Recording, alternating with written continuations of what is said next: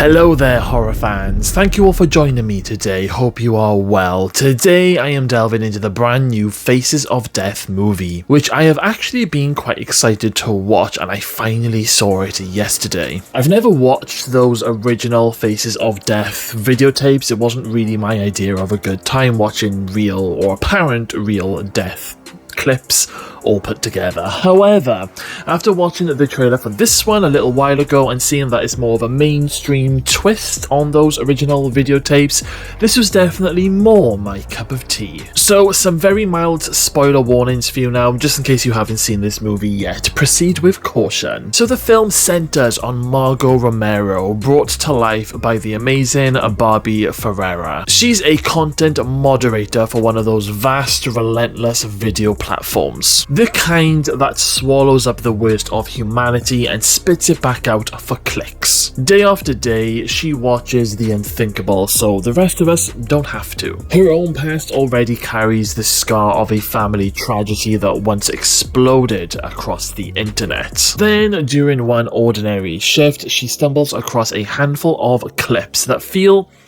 very different. They are too raw and they seem too real. They also echo the death scenes from the original Faces of Death videotapes in ways that will make your stomach tighten. And that's when Arthur Spivak enters the frame. Dacre Montgomery gives a performance that is nothing short of magnetic. He's charming on the surface, he's deeply unsettling underneath. He's turned death into performance art for the digital age, and the tension between him and Margot crackles like a live wire. What struck me most was how intelligent this whole film feels. The practical effects are extraordinary, the kinds that make you wince and lean in at the same time. There is no cheap CGI shortcuts here. But the film never lingers on the gore just for the shock value. It's using that shock to say something rather uncomfortable about all of us.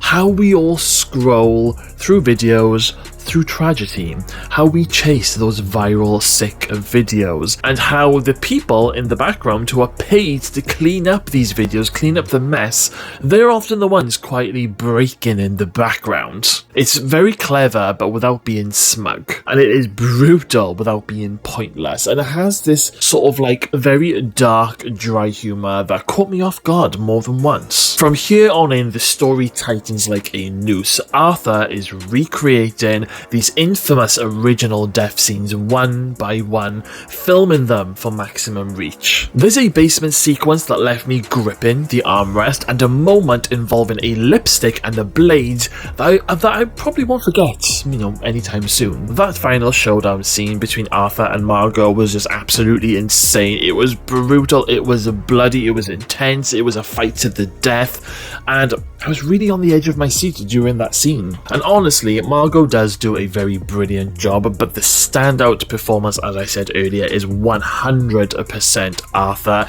He absolutely is just this insane villain character. I was mesmerized whenever he was on the screen. His unhinged sort of body movement, his excitable moments whenever he was about to film a Face of Death scene, and also he's got this like vulnerable side to him when he doesn't like blood, or he doesn't like the blood touching him whatsoever. There was just so many different levels to this villain, and I really felt that this was the best villain I've seen in a horror movie in a very, very long time. Something else that I just loved was, the music, like the 80s background theme and the 80s string feel to it all.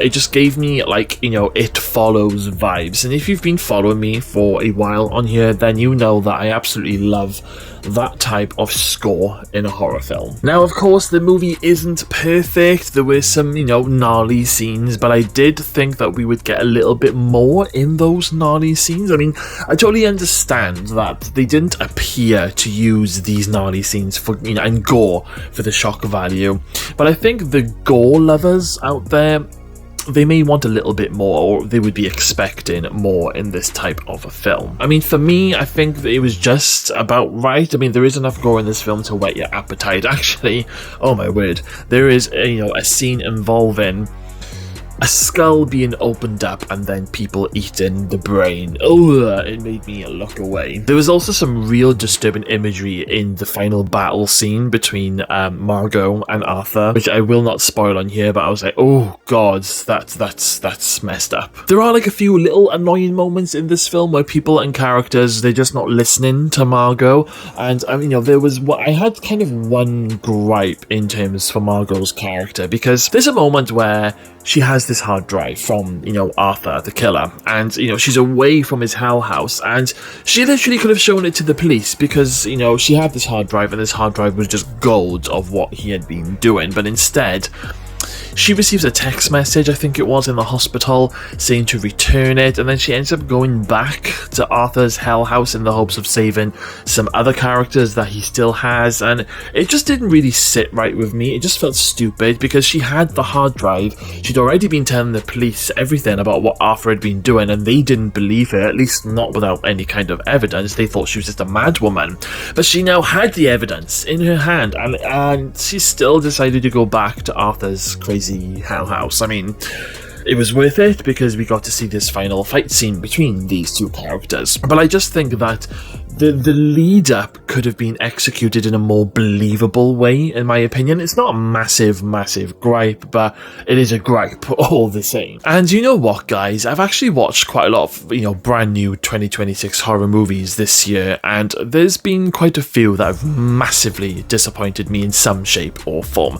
And this one didn't. I really had a good time with this movie, and I definitely am going to be adding it to my Blu-ray collection when I get the chance. So that on its own should speak volumes to you guys. I am going to give Faces of Death a very healthy rating of 8.3 out of 10. This is horror that respects its controversial roots while dragging them kicking and screaming into the here and now. It is thoughtful, it is unflinching, and surprisingly human. If you've got the stomach for it and you're the sort who likes horror to make you think as well as squirm, then I cannot recommend it highly enough. I'd love to hear your own thoughts if you've already seen this movie. Drop your takes in the comments box below.